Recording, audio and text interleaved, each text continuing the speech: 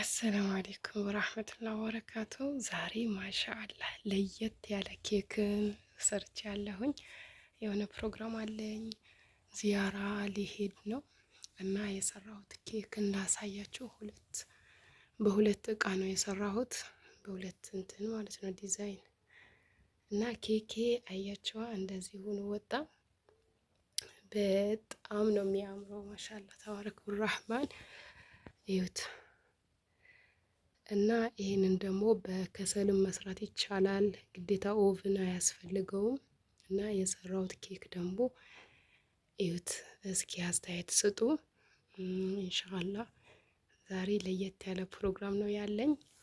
ፕሮግራሙ ደግሞ ኢንሻአላህ ስራዬን ደግሞ አልጨረስኩኝም። ይዤ የሚሄዳቸው እንትኖች ግብአቶችን ያው እዚህ ጋር 2 ኬክ ሰርች ያለሁኝ።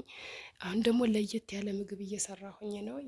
እንደ ውጭ ሀገር ሩዝ በስጋ ምናምን እየሰራሁኝ ነው። እና ቤቴ ራሱ በቃ አልጨረስኩትም፣ የሆነ ነገር ነው የሚመስለው እላችኋለሁኝ።